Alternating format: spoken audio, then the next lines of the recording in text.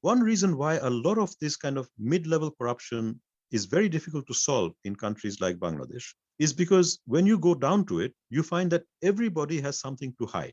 So, when you go to a hospital and you say which doctors are not attending, you find that almost every doctor has broken their contract at some time.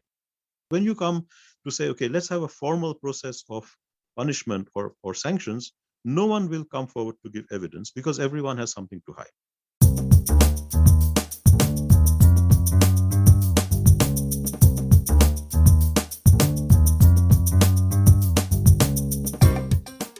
You are listening to In Pursuit of Development with Dan Bannock.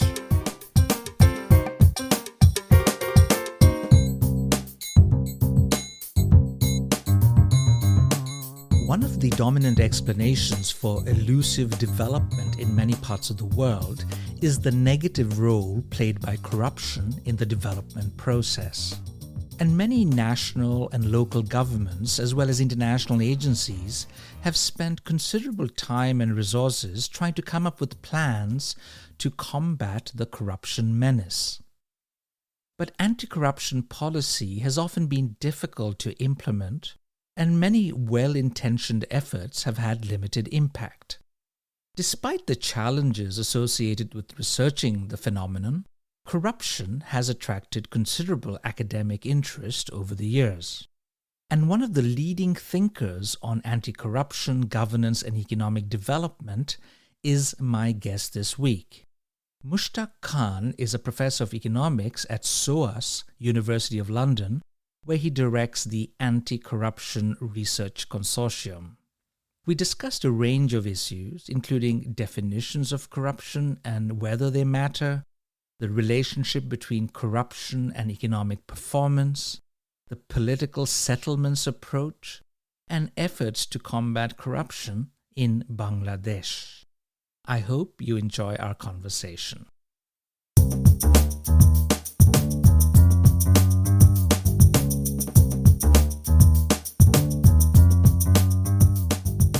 Mushtaq Khan, it's such a pleasure to see you online today. I've long wanted to speak with you. Welcome to the show. Thank you, Dan. Pleasure to be here. I want to get us started by focusing on this term corruption, because in common parlance, it is often used in a wide variety of different ways. Some claim that we should be talking about corruption in a very narrow, legalistic manner, as in deviation from legal norms associated with public office. Others would say we should be adopting much more of a broader understanding of the term, where we see the entire set of societal norms. It's not just bribes, it could be gift giving, nepotism, favoritism, all of this, even theft. So let me begin by asking you whether you believe such definitional issues matter, because I've read somewhere that you feel that we shouldn't really be talking so much about or discussing the definitional issue. So does it matter?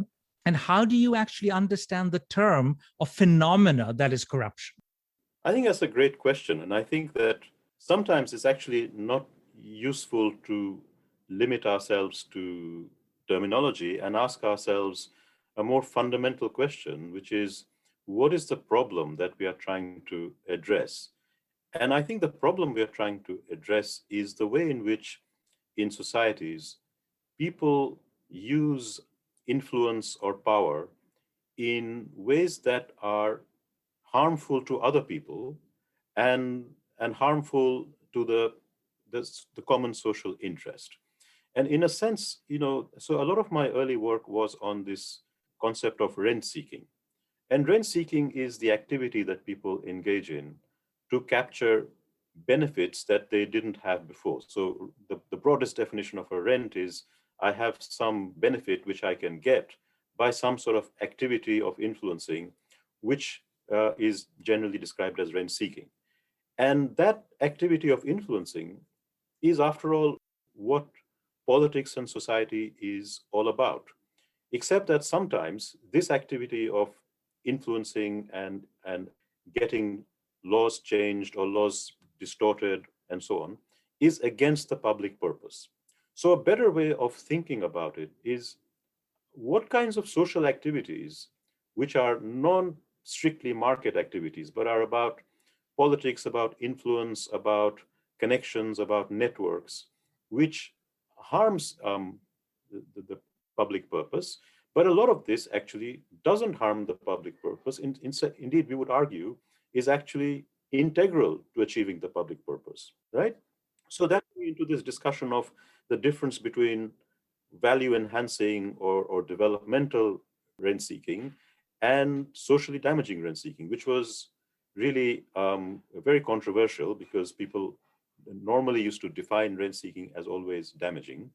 And corruption, in a very simple way of understanding corruption, is that corruption are all those activities of rent seeking which are harmful, but are also, in some sense, illegal or illegitimate. So we are looking at a subset of damaging rent seeking, which is also illegal and illegitimate, but not all damaging rent seeking is either illegal or illegitimate. So, for example, lobbying by big companies to get special privileges for themselves might be completely legal, but might be harmful to the public purpose.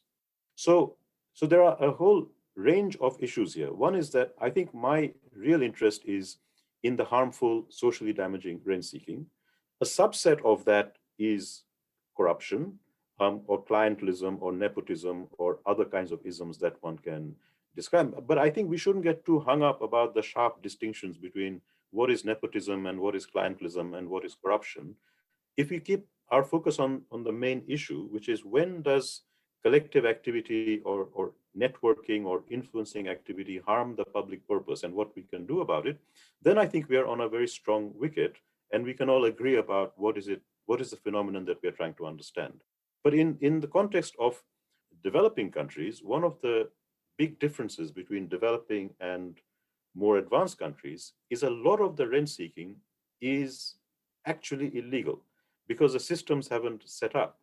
These are not rule of law societies where everything is highly regulated. And I think too much of a focus on corruption might simply replace the damaging kind of illegal rent seeking with damaging but legal rent seeking. And then we haven't achieved very much. So while the focus on corruption is very important and interesting, the real focus is how to change the rules of the game so that the influencing activity, which is inevitable and I think a normal part of any social activity, is more aligned with the public purpose and less likely to be socially damaging.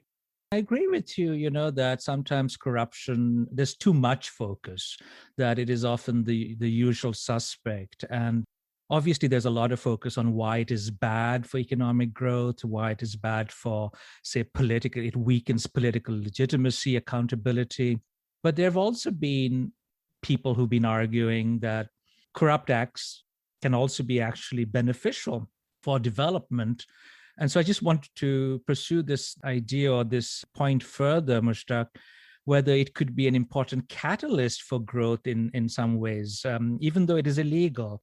And I'm thinking about some of the works that have been done by Leff and others who've said that when there's red tapeism, there are administrative hurdles, when a system is dysfunctional, a corrupt, illegal act can actually be beneficial. Do you see any merit to that kind of argument? Yes, I think that's an argument which is very old. It goes back to Huntington, who famously said, and I'm paraphrasing, he said, there's only thing worse than a developing country with corruption, and that's a developing country without corruption. Because he was referring precisely to these kinds of red tapeism and obstacles to investment, which corruption has been the traditional way of bypassing. I think this brings us to a very fundamental point, which is that when we talk about rule violating behavior, which some individuals or groups use money and influence to bypass rules, if you take that as a general definition of illegal corruption, there are many variants of that. And the outcome, the social outcome, varies greatly between the type of corruption that you're looking at. So this type, where the problem was that the underlying laws are inappropriate, there's too much red tape.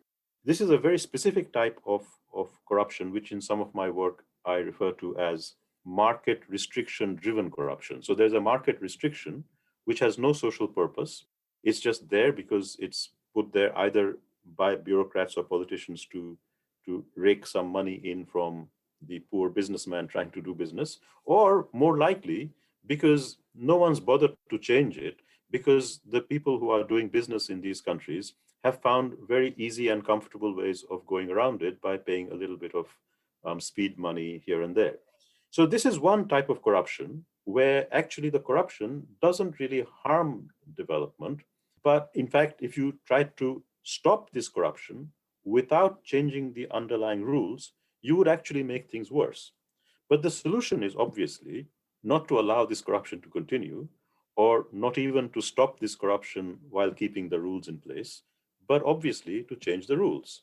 And so there's a very simple solution to this corruption, which is to simplify certain rules and make them easier to follow. And that's been happening in developing countries a lot in the last 15, 20 years. So you know this thing called, slightly now discredited, but the kind of doing business kind of rankings that the World Bank does. Right. It's really about that, right? So, and a lot of countries have focused on simplifying these things so that those delays and the corruption associated goes down.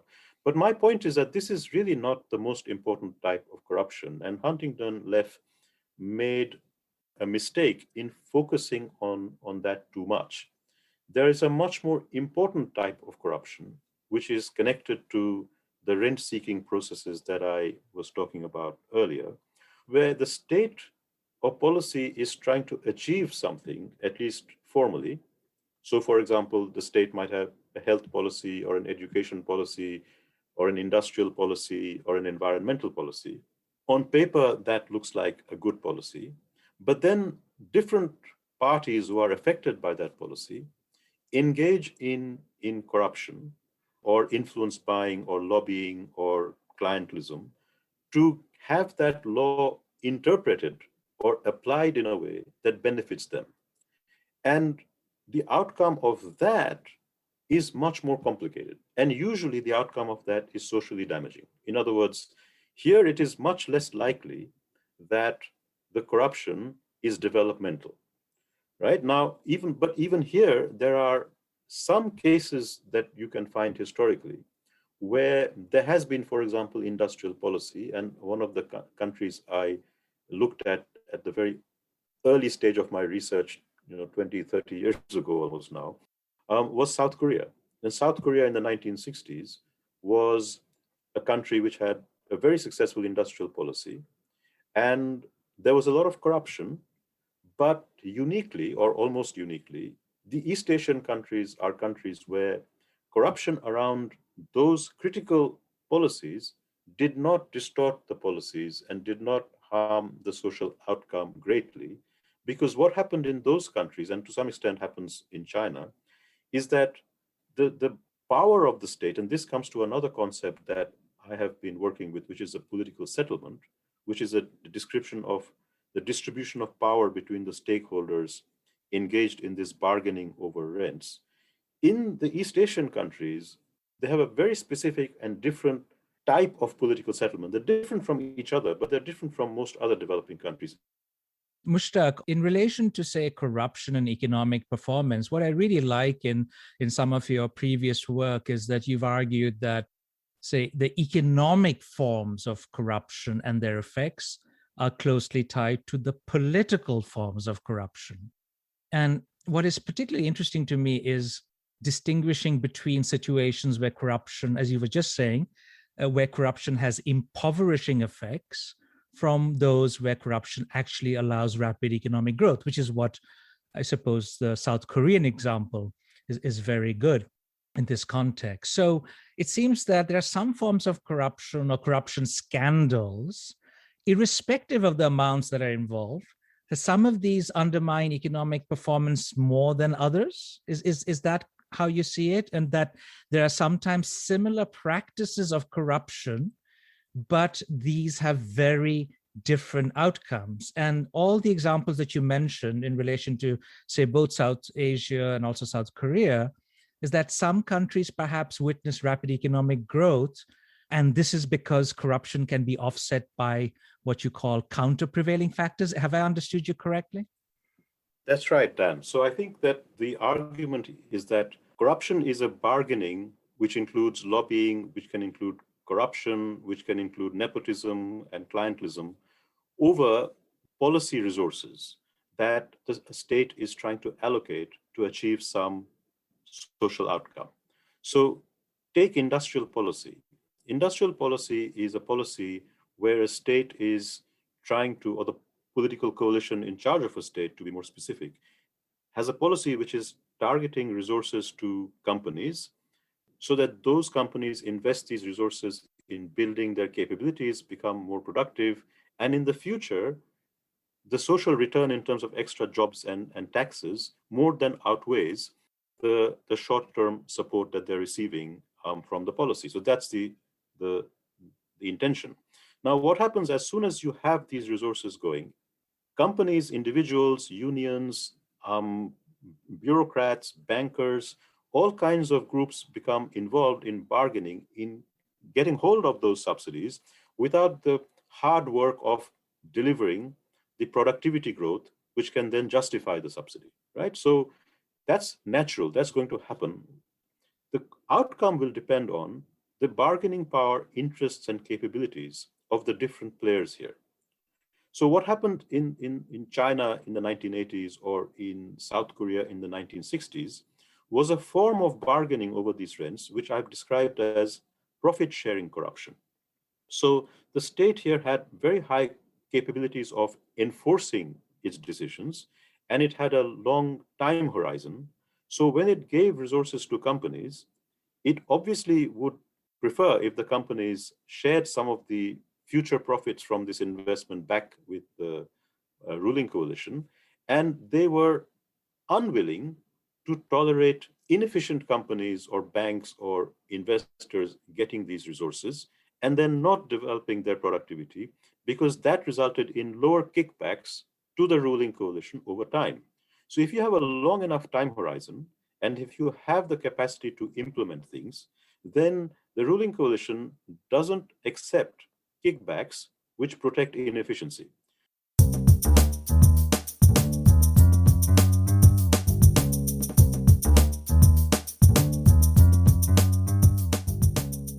In one of your works, I read a very fascinating distinction that you made where you wrote about two determinants of the economic effect of corruption. The first is the economic effect of the bribe, that is the flow of resources from social actors to state officials. And this is important because the resources that are transferred in the bribe itself often leads to a reduction in the social value, and there's an economic cost for society. But what is more interesting, I suppose, is the second aspect, the second effect of corruption, which is on the economic consequence of the new rights or reallocations of rights that are brought about by state officials in lieu of the bribes that they receive. And so this is the effect of the rights created or the ones that are transferred by state officials in response to the bribe. And I wonder whether this kind of a distinction explains why corruption, some forms of corruption, have perhaps been more beneficial in countries like South Korea than they have been in countries like Bangladesh and India or even Nigeria. So there may be similar practices of corruption, but with very different outcomes. I think that's right. So that's what I've been arguing for some time. And the point is not that some types of corruption are beneficial, but some types of corruption which look quite similar to other types of corruption may be associated with rapidly growing countries, and in other cases be associated with actually low productivity growth, and in some cases even with economic collapse. And so that's the puzzle that my work was trying to address for some time. And I think the missing part of this puzzle is the political settlement, is the distribution of power between the different stakeholders who are negotiating over the allocation of policy resources. So this whole conversation is about what I call policy distorting corruption, where the state has a policy, could be industrial policy, could be agriculture, could be health or education, where resources are being allocated through institutions to different organizations, and they're supposed to use those resources to achieve a public purpose, which could be investing in the productivity of firms or delivering education or whatever. Now, as soon as resources are going through a system, you can expect that there will be a lot of activity by interested parties to influence not only how those resources are allocated, but the terms on which they're allocated. And this is where the bargaining power of the different players, their time horizon, their capabilities, all of these things come into play. So you can have two contrasting situations, let's say with industrial policy. One where the state is giving, let's say, low interest credit or export subsidies to companies. And the quid pro quo is that those companies have to generate productivity growth and become competitive and then pay taxes and employ people so that a public purpose is served.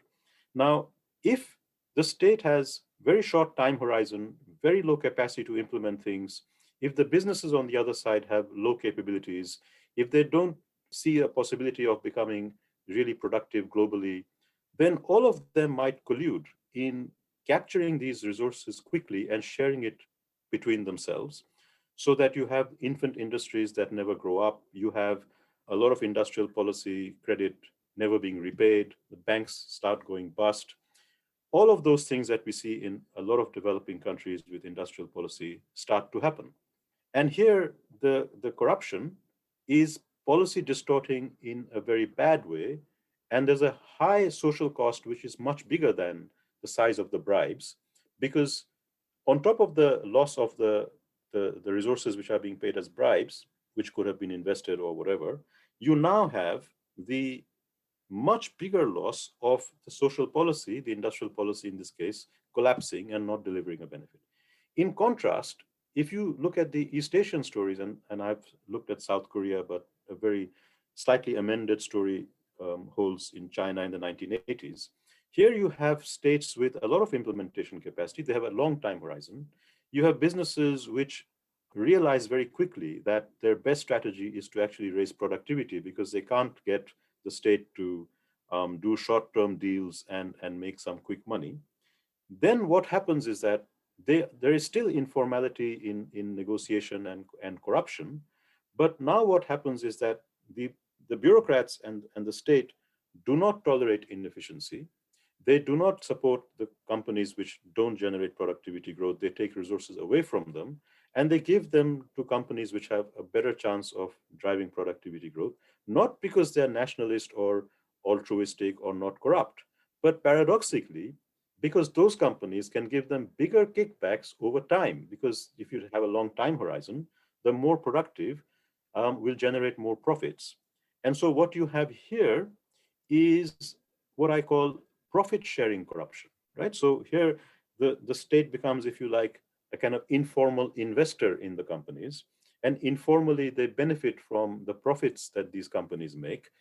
Again, the bribe might be a loss because if the profit had been kept in the company, you could argue they could have invested it and done something better with it. But the big difference is that the outcome is now the kind of productivity growth that is achieved is so much higher as a result of these investments that the state is making, that net of all these costs, the outcome is still good. So I think it's very important for listeners to understand that I'm not saying that the corruption drove growth, but the way in which the bargaining over these resources was informally organized allowed the policy, which was supporting productivity growth to happen, was successfully implemented. And some of the extra returns from that were indeed kicked back to the state. So you have a kind of profit sharing corruption.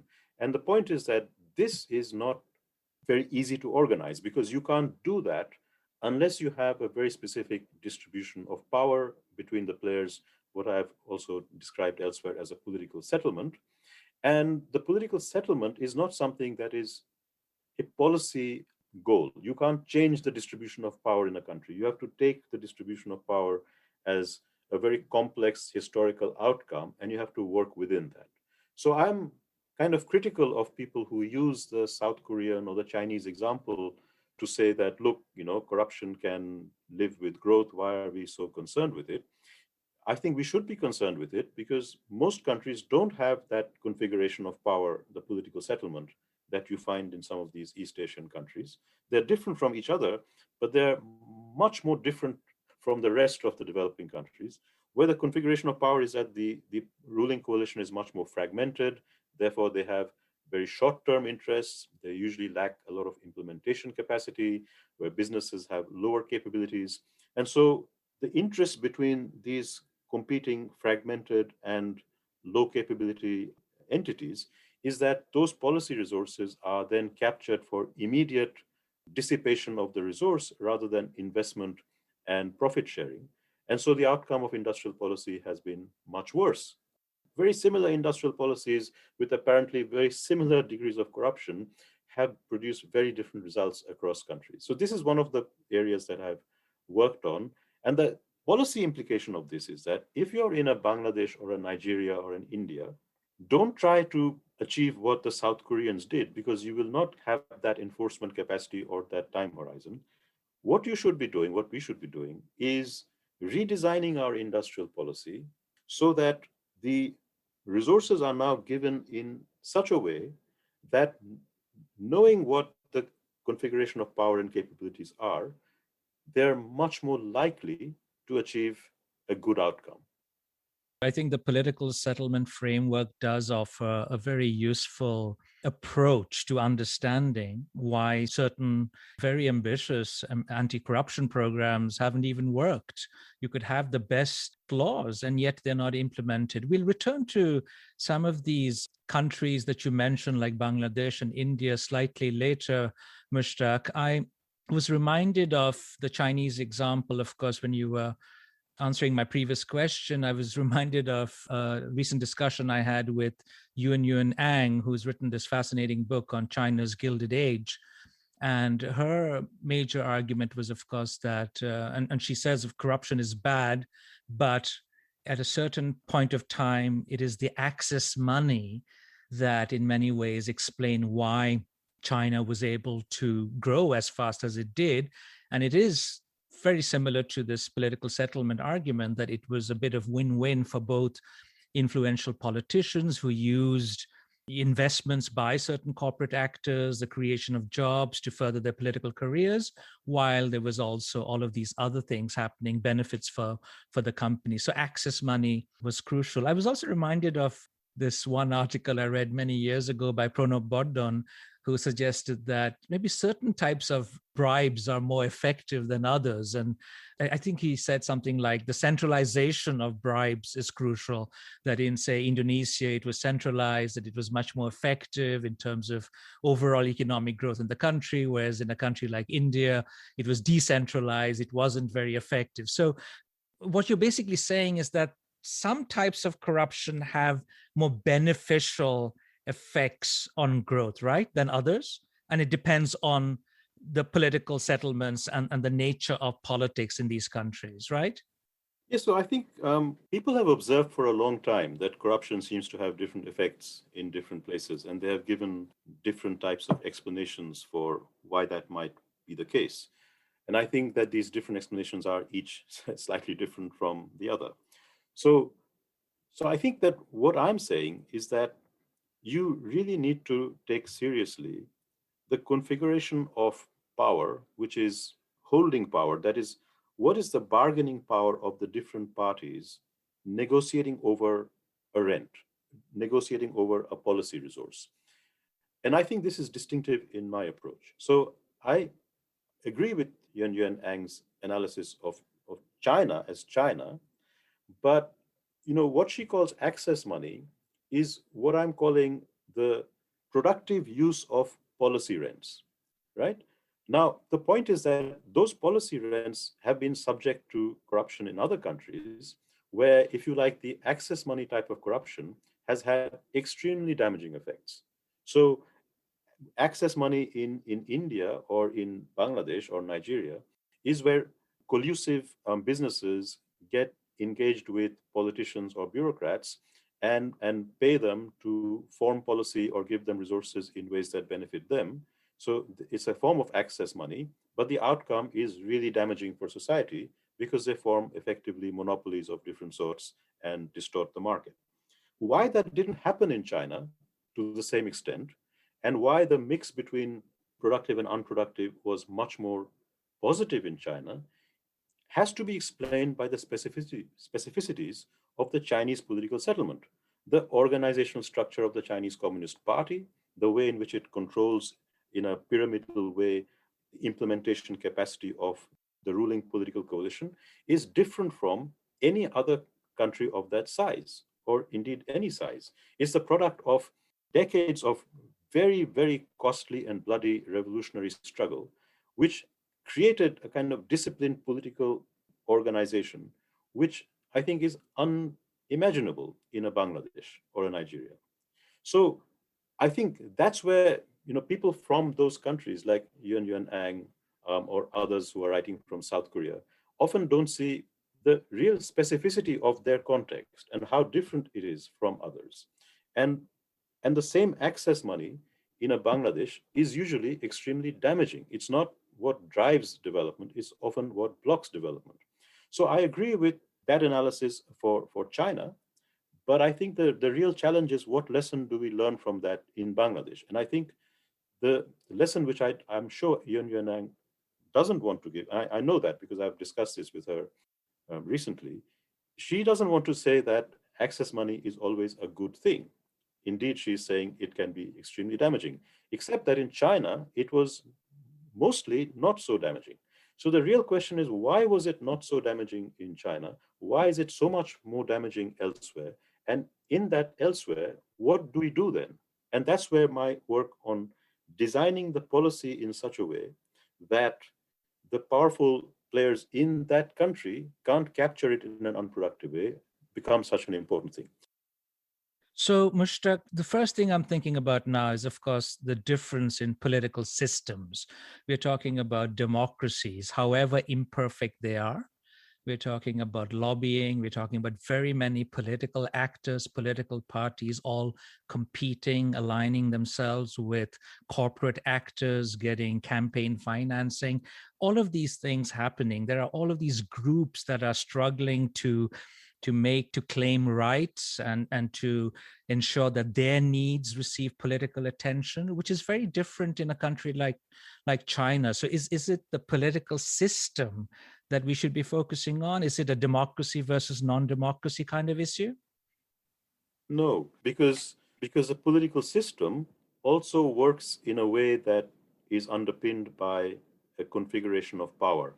I think that the most important variable is the underlying distribution of power between organizations. Because you could have a one-party state, and we have had many in history, where the actual configuration of power doesn't give the ruling coalition either the implementation capacity or the long time horizon to do what a China did, right? So the worst thing you can have is a one-party state where the ruling coalition is not confident of the future, faces a lot of internal resistance, party internally is not disciplined, and you get basically a Zimbabwe type outcome, right? Or one can name many other such outcomes.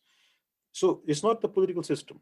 You could have a democracy where the configuration of power between the different players is such that the democracy can take a longer term view and you can have much more developmental outcomes. And so in my work on political settlements, I make that clear. So it's not a question of democracy versus dictatorship. Some dictatorships are much worse than even the bad democracies. It's not a question of the centralization of corruption and the decentralization of corruption, which was Pranab Bardhan's point, because you can have a centralized corruption which is absolutely kleptocratic and totally devastating, and it might be better to actually break down that centralized corruption into some decentralized version. So the distinction I would make is between institutional explanations and organizational explanations. And I think you need to look at the two together. And this is a distinction that Douglas North made, which is really interesting and which is now also informs a lot of my work, although the philosophical motivation behind my work is different from North's. I think there's a lot of stuff that I've learned from him. The difference is that when you talk about political systems, you're talking about institutions, you're talking about rules. How many times do you have an election? How do you elect people? Those are rules. So a one-party state is an institution. How it actually operates depends on organizations. That is, it depends on who are these subunits within this set of institutions, how are they interacting with the institutions. So the political settlement, as I define it, is this equilibrium between a set of institutions and a set of organizations, where the organizations are trying to influence how the institutions are implemented, and the institutions affect how the organizations behave.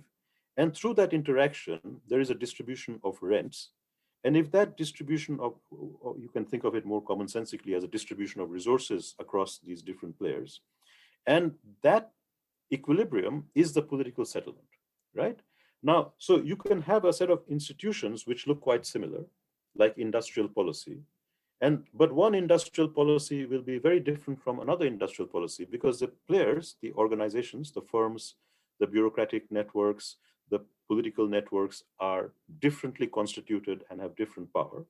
In the same way, you can have an institution which is a one-party state or an institution which is describing a democracy, and they will behave very differently because the organizations are different. So I would not say that the type of corruption you have is simply a function of institutional rules about how policies are made and what the policies are, but also, and this is the complexity, about the organizations, which can also be, to make it even more complex, informal organizations, that is networks. And how those networks are constituted and their relative power will determine how your institutions work. So it is really dangerous to say that China works because it's a one-party state, because the last thing we want is for developing countries to try and set up one-party states. They have done in the past, and they have been terrible in their outcomes. And the last thing is to go back and reinvent the wheel. The reason why the Chinese one-party states works in the way it does, you have to look at it historically at how the Communist Party was put together and how that internal configuration happened through huge amounts of rather violent events like the Great Proletarian Cultural Revolution, the Great Leap Forward, and the Revolution. I mean, it wasn't a costless exercise. I mean, society was, if you like, pulverized into a different form of organization, which isn't simply a question of is it a one-party state, but a question really of how actually the constituent units of that society have been organized. So it's actually a much more difficult thing to try and imitate. You can imitate the one-party state, but you can't imitate the social organization of China without going through something quite similar, which no one would recommend as a policy solution. Having gone through that, China now has a structure of organizational power and institutions which works rather well for itself in solving certain types of problems, but it might not solve other types of problems. And then the Chinese will have to reform their institutions and adapt and so on. So I think it's a complex story. And I think the danger is to draw simple messages from it, which result in quite bad outcomes if you try to replicate that.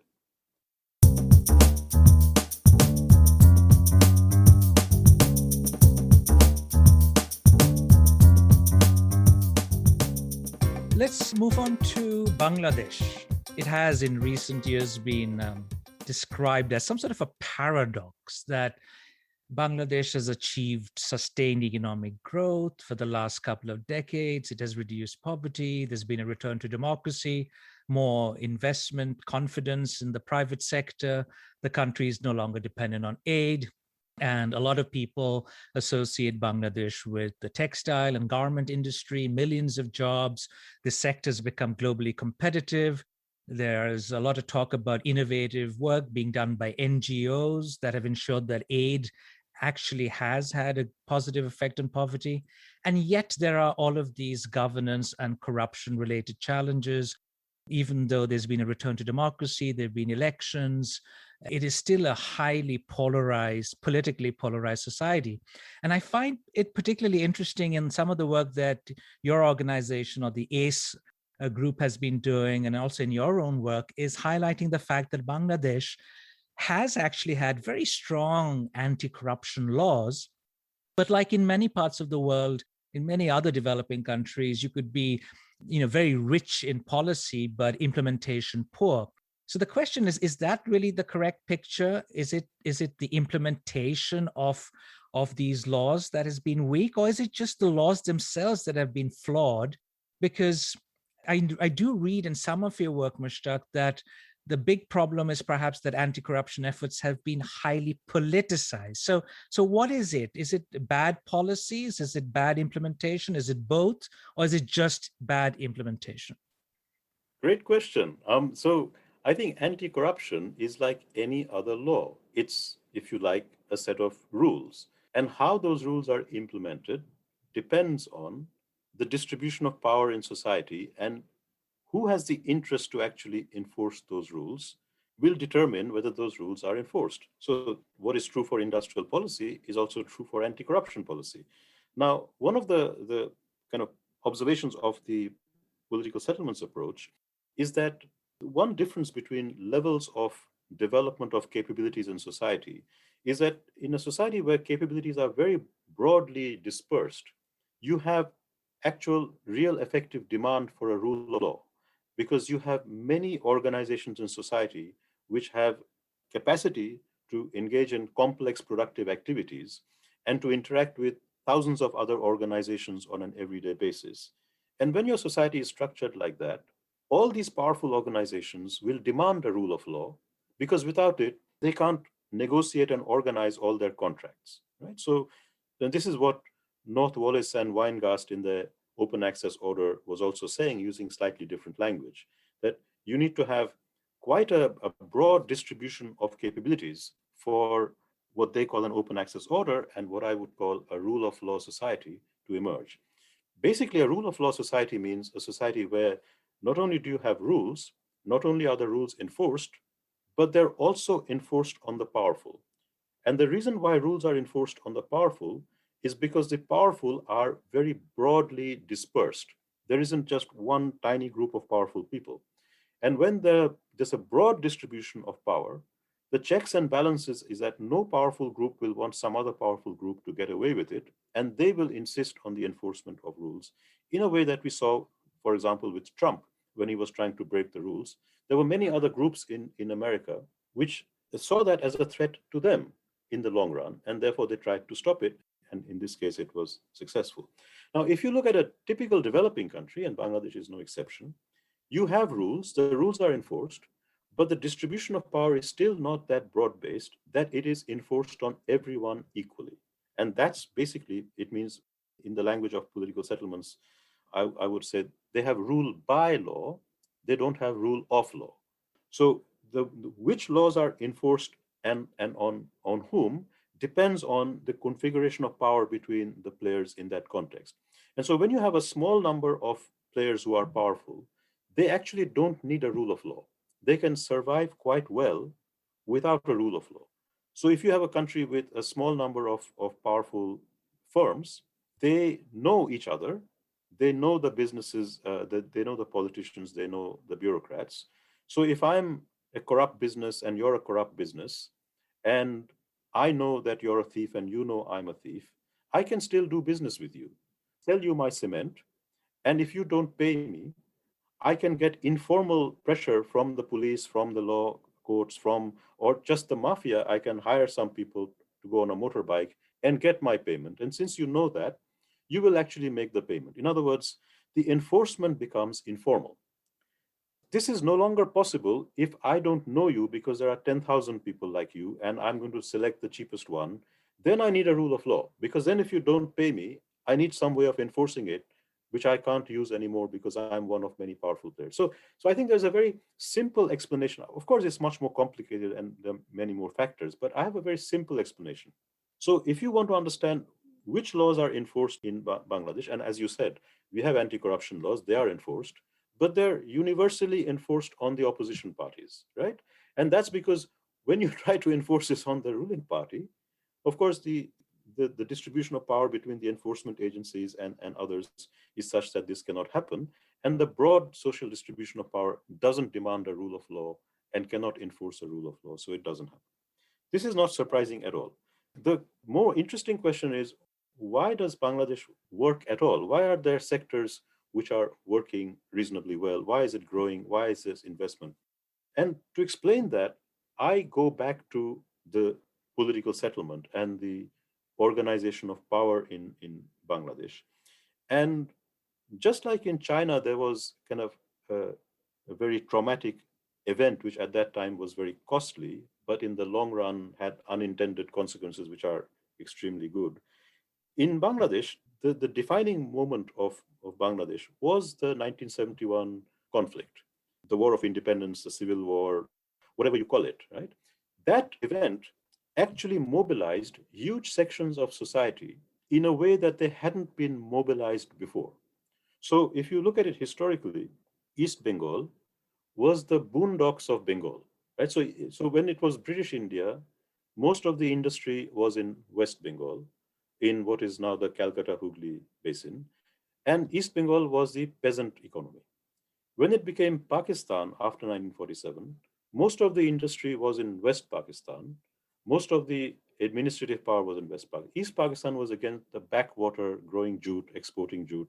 It had very low organizational capabilities, almost no entrepreneurs, almost nothing, right? It was just peasants growing stuff.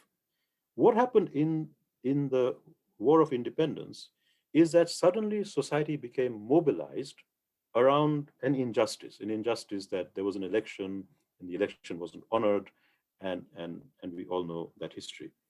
A lot of social actors came up from lower levels of society, which had previously not been organized, not been powerful, and that had a tremendous impact on the configuration of power in Bangladesh.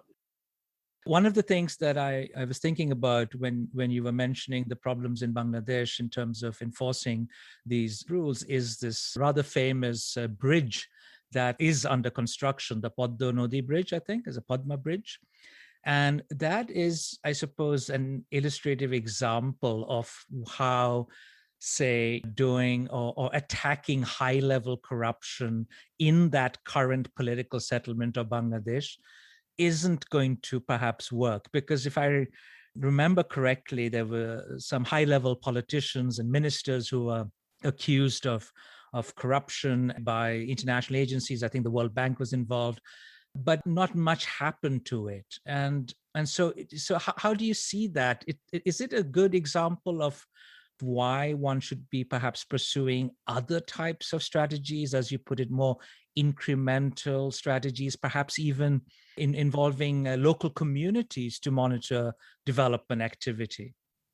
So I think this is a really complicated question because the high-level corruption is very important to track and to inform the public about, and to have a discourse going in the country about what is going on. What I think is unrealistic to expect is that this will lead to immediate action, prosecution, or even a kind of ending of these activities. This is extremely unlikely because of the configuration of power in these countries and the weakness of a rule of law. What we have in these countries is rule by law, which is that the law is imposed by the powerful when it is actually aligned with their interest. So if you are taking the very powerful people in your society at the very top to court, then in any developing country, we shouldn't expect a very good outcome. So there's a difference between not having the investigation or the discussion. Yes, we should. And I think it's important to keep pressure on the political players and the big businesses and so on who are engaging in collusive activities. But that's not immediately implementable. And I think the danger for societies is that you mobilize a lot of your activity into doing something which is actually, a priori, it's not going to be implemented. Then you become really frustrated and you give up and you have hopelessness and you have political apathy. That's the real danger. So what we say should happen is we should focus on the corruption that is actually solvable, because the solving it is in line with the interests of a much more dispersed group of people who benefit from solving that and who have the interest and the capacity to enforce it. And it's not immediately taking on the really big and powerful people at the top of society, because that kind of corruption, which is the kind of feasible and implementable policy distorting corruption, which is stopping policy from working, is what actually spreads the growth of capabilities and creates a broad-based society that in the end, in 20 or 30 years' time, might create the demand for a true rule of law where you will be able to get the really big players abiding by the rules. But I think most developing countries are still quite far away from that. So I think we are not against that. It's just that we go to it in a slightly more roundabout way with a greater attention to feasibility and what is achievable right now.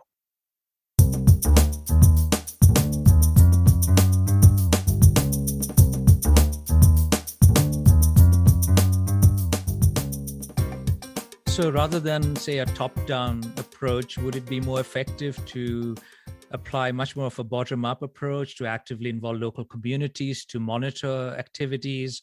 How about influential individuals who can use their power, their connections, their networks to pressure officials and private sector contractors? Is that more feasible? Is that what you're saying? Very broadly, but not precisely. So I think, again, it depends on very specific questions. Perhaps if I give you a couple of quick examples from Bangladesh, it might be clear. So one of the projects that we did recently, just completed, is Bangladesh is spending billions of dollars on climate adaptation projects, building embankments on rivers, cyclone shelters, and so on, because it's a low-lying country affected by climate change. Now, we know that these projects are subject to massive corruption. Something in the order of 30% of the project funds, according to some estimates, get diverted, and many of them are not finished to a high quality. We looked at a comparison of a number of big projects which have been recently completed with our partner, Transparency International Bangladesh. So we got into a research partnership, and we found that some of these projects had much lower levels of corruption than others. They were completed to a much higher quality than others. So we then did a large-scale survey of the surrounding areas. We looked at 4 projects, and we surveyed around 2,000 people to figure out, why was corruption low in one set of projects and high in another set of projects. And we found an answer that we hadn't really expected, which is that these climate change projects all have dual uses, right? So embankments can be used as roads, cyclone shelters are used as schools or community centers or shops, and the dual use benefits are immediate, whereas the climate adaptation effects are in the future and long term. Now, when you have very high levels of immediate benefits, if the design of the project is such that the road happens to be in a place, or the community center happens to be in a place which is of interest to the local community, then the more the dual use benefits, the more the relatively more powerful people in the community become interested, because they benefit most from dual use benefits. And these powerful people in a rural Bangladesh might be in absolute sense quite poor, but they are networked to powerful people, right? So you then mobilize these informal networks, and what happens in anti-corruption actually is that the formal rules, because all of them have the same formal rules of reporting, account, the formal rules don't work.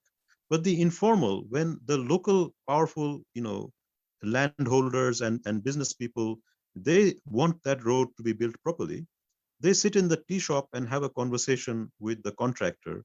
And the contractor knows that if they go too far wrong, these people will mobilize their networks in local politics and local administration. They will get into trouble.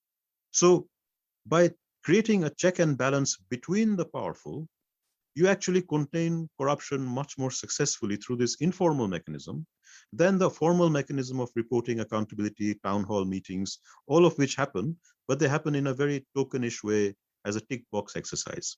The real activity is happening when you can mobilize these networks. And so we have a very simple policy implication here, is that before you design at the project design stage, you should seek to maximize the immediate dual use benefits for the community, because that is a very simple way in involving the communities. And this is one of the kind of strong points of Bangladesh, is that power is actually quite dispersed, and at the lower levels you need to create checks and balances between powerful groups at that level. So if you can do that, you have a good anti-corruption outcome, which is very feasible to achieve and doesn't require you to enforce rules from above on anyone, but the checks and balances are doing the corruption. However, it doesn't follow that everyone can do this, because to check the powerful who are engaging in corruption, you need to have other powerful people in the local community interested in anti-corruption. If it is just poor peasants sitting in a committee and saying this is corruption, nothing will happen, right? So the question of powerful is not, the powerful doesn't mean the prime minister and the minister. It means in rural Bangladesh, as you know, a powerful person is someone who might have half an acre of land. That's powerful. Powerful is someone who owns a tea shop. That's powerful. Those people need to be interested in the monitoring of the project. If they are monitoring, then the other powerful, the local contractors and so on, who would otherwise be, giving kickbacks to the politicians and so on and getting the contracts and making the money, are then kept on check. Right. This is the kind of evidence-based research that we are doing, showing that there are feasible solutions. So this is one type of answer. The other type of answer is a lot of corruption in developing countries happens, which is several types of corruption loaded on top of each other, right? So some people are corrupt, and now we are not talking of the top level, big corruption. We're talking about everyday corruption. When you look at the corruption in hospitals or the corruption in schools or the corruption in these kind of decentralized activities, you find that some people are corrupt because there is no other way of doing business unless you are corrupt. They don't actually want to be corrupt, but they are forced to be corrupt because that's the only way of getting any kind of return on their time and effort. But some people are corrupt because they could follow the rules, but they decide to be corrupt because they're extractors. They want to steal and cheat. But that second group is usually a minority. One reason why a lot of this kind of mid-level corruption is very difficult to solve in countries like Bangladesh is because when you go down to it, you find that everybody has something to hide. So, when you go to a hospital and you say which doctors are not attending, you find that almost every doctor has broken their contract at some time. Some of them have done it because they have no option. Some of them have done it because they have an option. But when you come to say, okay, let's have a formal process of punishment or sanctions, no one will come forward to give evidence because everyone has something to hide. So one of our strategies is that, in these kinds of areas, you actually need to work to find out what is the problem that is causing the rule violations to happen, and solving it to the extent that a large enough group of people who are actually not violators, who are not corrupt, can be rule following, and that makes it possible to identify the true free riders. Otherwise, you will never be able to identify them. A really fascinating example of this, we were doing a project on skills training providers in the garments industry in Bangladesh. So the garments industry says we don't have skilled workers. The government is spending billions of dollars from various banks, like the Asian Development Bank, the World Bank, lending money to Bangladesh, which is then spent by the government in skills training programs. And we found that there is massive corruption in these skills training programs, and the outcome is very poor. The government has, like many countries, incentivized this skills training so that the training provider, and the vast majority are in the private sector, the training provider is supposed to provide training, and then a third of their money is only paid to them after their trainee gets a job, right? So the idea is you align incentives with outcomes. So in theory, the training provider now should work very hard to provide training that the market wants, because only when their trainee gets a job, they get the last tranche of their money. Fantastic in theory. What happens in practice is that there is massive fraud in the reporting of employment. And there is collusion amongst all kinds of players in doing this fraud. So you can't uncover who is doing the fraud and why. So we had a very complicated research program where we partnered up with one of the implementing agencies, which was paying the money out to a bunch of training providers to really understand the problem from inside. And that's the the starting point. These are actually quite difficult problems to crack, to understand what is going on. And we found that some training providers were not doing any fraud whatsoever. And the way we find it out is by doing tracer studies on the trainees, right? So we follow them up and check whether they're actually in a job or not in a job. And we found that for some training providers, the people they were saying have a job, almost all of them had a job. They were not doing any fraud. In the case of other training providers, with the same incentives, with the same monitoring, with the same overall political settlement, those guys were doing 60% or so fraud. In other words, most of their trainees were not engaged in employment, but they were reported as being in employment so they could collect the money. So we asked, why is this happening? And again, it wasn't a simple question. It took a long time, a lot of data to uncover. And the answer was something that we hadn't expected. It turned out that the problem was not solely on the side of the training providers. The problem was also on the side of the employers. This garment industry has some high capability firms which are extremely efficient inside their production lines, work very quickly. And those factories will employ the skilled worker because without a skilled worker, their production line slows down. However, there's a whole long tail of garments factories which are not so well organized, whose production lines move slowly. And when you send them a skilled worker, it doesn't raise the speed of their production line. And the employer says, this is not a skilled worker. I'm not getting any faster production. And they prefer to hire people from the factory gate who are slightly cheaper and completely unskilled, because that doesn't make any difference to their production line. So we found that, and this was a really fascinating result, that the skills training providers who were close to clusters of high capability firms would send their trainees and they would immediately get a job. And those unfortunate training providers who were close to clusters of lower capability firms would send their workers, but the firms would say they're not really well trained. We can't see any difference in productivity. They would hire from the street. Now, those guys, even if they didn't want to engage in corruption, are forced to engage in corruption because they can't place their workers. So they have spent their resources in doing the training. They then do fraud. The workers know that they have been trained. So the training provider tells the worker, when they phone you up and check, please say that you have a job. Otherwise, we won't get paid. So there is collusion between the workers and the training provider. Mushtaq, my general observations, and I've done a bit of work on corruption in India and also in parts of sub-Saharan Africa. A general observation related to what you were just saying is that almost everyone in society agrees that corruption is bad. Everybody publicly would never say anything good about corruption. They'll always denounce corrupt acts. But in private, they may often not be as critical. And the example is, if you want to get a driver's license, or if you want some sort of permission to do something, get any clearance, you may publicly say, oh, that's really bad. But in private, you may be the first to offer a bribe. So it's almost as if, as long as you get your own work done, then corruption is good. But if it doesn't involve you, then corruption is bad, and you can really criticize it.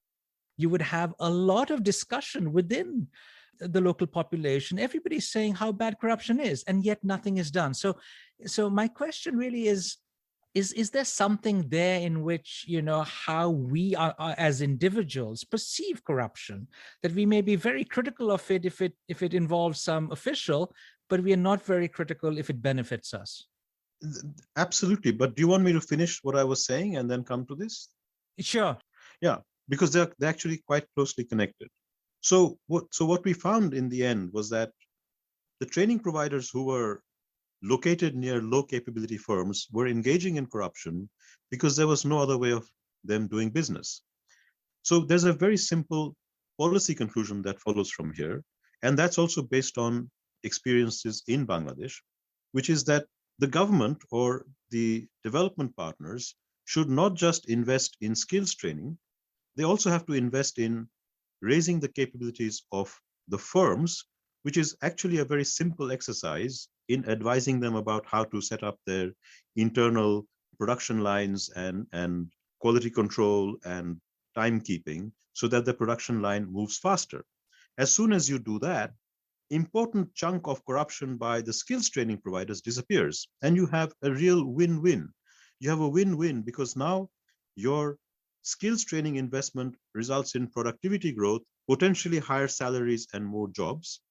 Corruption goes down, and you have the employers having higher productivity because it's the combination of skills training with capability development that unlocks this kind of corruption.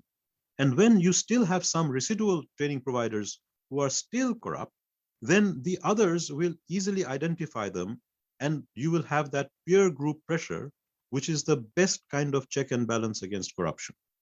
Now, this comes back to this observation that is very widely made in developing countries, that everybody is publicly against corruption, but in private, almost everybody is doing some corruption.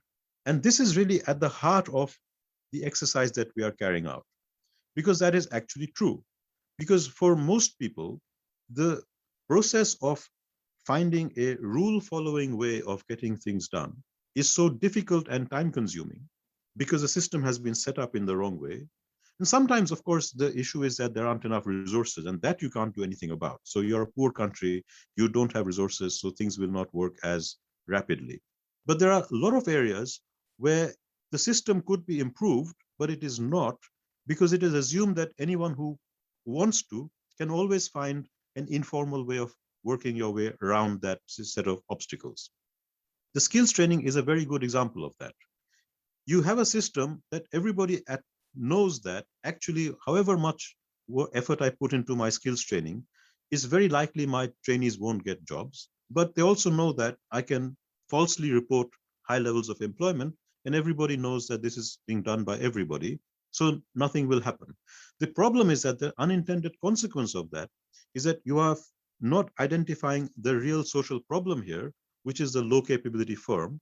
There is no policy response to that, and a lot of social resources are being wasted. And this is another example of the social cost being much higher than the bribe, because the nature of this kind of policy distorting corruption is that your policy is being distorted in a fundamental way.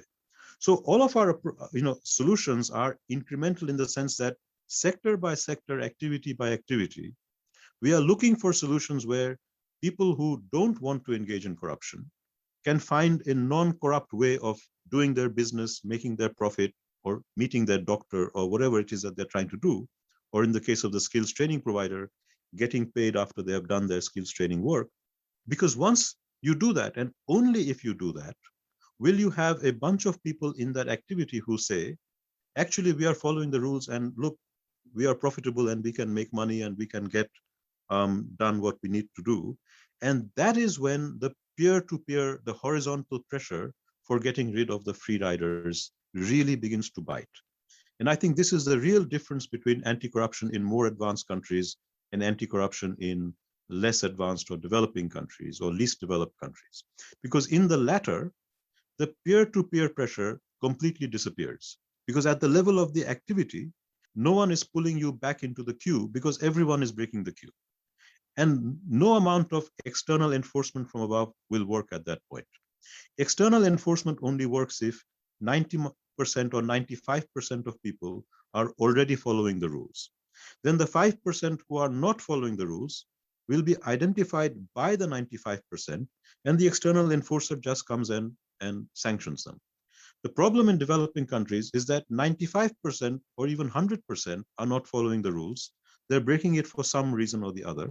And so when the external enforcer comes, they randomly pick up people, and more often, they systematically pick up people who are of the political opposition or in some sense deemed to be undesirable by the powerful. And then the punishment is carried out on them, and this has no effect on behavior in the activity. So this is really what we are trying to change. We are saying the vast bulk of rule following enforcement is actually horizontal peer-to-peer monitoring. The horizontal monitoring, if that doesn't work, the enforcement from a vertical enforcer, a third party coming in, whether it's the police or the court or the anti-corruption commission, is extremely unlikely to work on its own. And that is what we see in developing countries. We are relying on the police and the courts and the anti-corruption, to enforce rules, but where everybody is violating the rules, you're not going to get any good result. So that's actually at the heart of what we are doing. Mushtaq, it was great fun to chat with you today. Thank you so much for coming on my show. Great, Dan. You're going to have a job editing all this.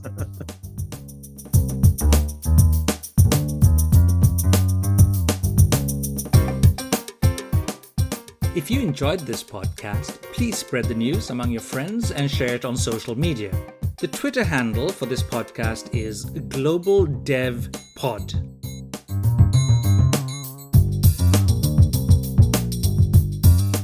Thank you for listening to In Pursuit of Development with Professor Dan Bannock from the University of Oslo's Center for Development and the Environment. Please email your questions, comments, and suggestions to inpursuitofdevelopment@gmail.com.